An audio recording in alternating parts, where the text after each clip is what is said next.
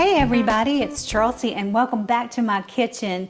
And tonight I want to show you how to make a quick dinner. It's about that time here.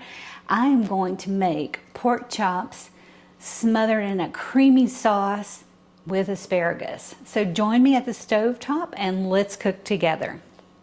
Start with 4 pork chops. I am using boneless pork chops because they cook quicker. But if you're going to use bone-in, thicker ones, then you're going to need to allow a little bit more cooking time. These will actually cook in 10 minutes or so. I've got 3 tablespoons of butter melting in the back, and you may be wondering, well, what seasonings did you use?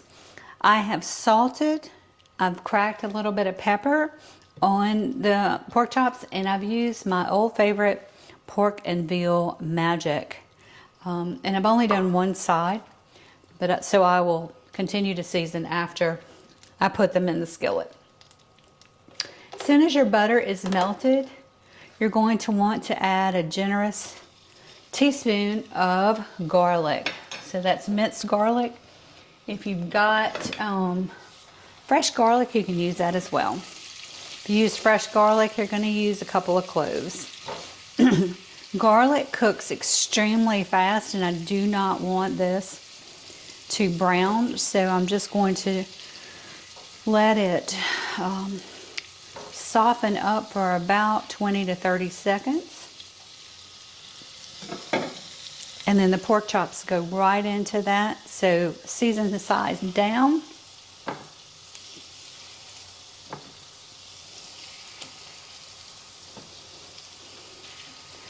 And I'm going to kind of just sear these.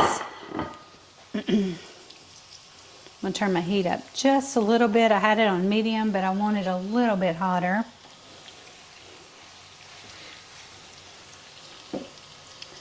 And I'm going to go back in with some more Paul Prudhomme's pork and veal. And if you don't have this, you can just use your favorites. You know, you can use some onion powder, maybe paprika. Whatever is your favorite.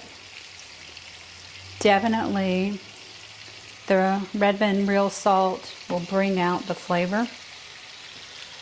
And once you've had Redmond's, it's really hard to go back to table salt. In fact, we were just on a little, they call them micro vacations. When they're 4 days or less, we just took a little trip, and I brought our little mini size Redmonds with us, and I'm glad I did. So we'll just let these cook. I'll show you what this looks like. It's already starting to get some color. I'm going to just flip them because I want that garlic to really infuse the pork. They are not done by any means, but it is okay to flip your pork and let it cook. So I'm going to give this another 5 or 10 minutes, and then I'll show you the next step. As you can see, the pork chops are cooking up nicely, so we're going to go ahead and start creating the sauce. I have a ½ cup of chicken broth. You can use whatever kind of broth you happen to have, but chicken is a great one. I'm going to turn my heat up a little bit because I want this to come to a boil.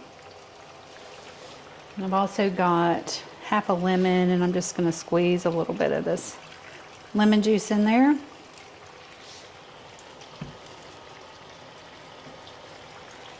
Okay, that's looking great. And now for the magic ingredient, ½ cup of heavy whipping cream.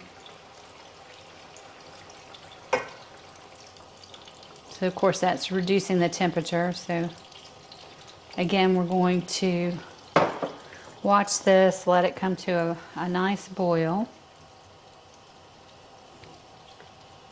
Not a roaring boil, but a boil. And then we'll reduce and let this simmer for 10 minutes.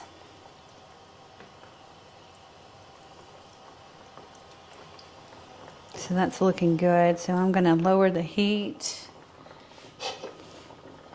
put a lid on it, And I'm just going to let this simmer for about 10 minutes. And then we'll add the asparagus, let them get tender, and we'll be ready to serve. So I let the pork chops cook for about 5 or 6 minutes, and I'm going to add some asparagus. This is about 1 pound. And if you love asparagus like I do, it's not going to go to waste. And I'll mix all of that in. I lightly salted the asparagus just to bring the flavor out.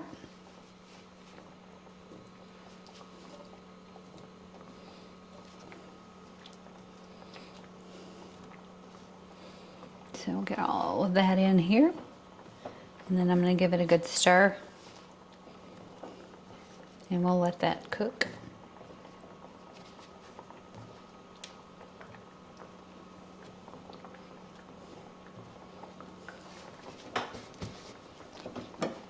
Over my roaring boil. My husband said it's really rolling, a rolling boil. It can be a roaring boil too if it makes you laugh. Have fun, people. All right, so I'm going to raise the temp a little bit. So we're medium. I'm going to cover this. This will just take a couple of minutes for that asparagus to get tender, and then I'll plate everything up and show you what it looks like. So here is your finished product. It's beautiful pork chops with this nice garlicky gravy and that lovely asparagus.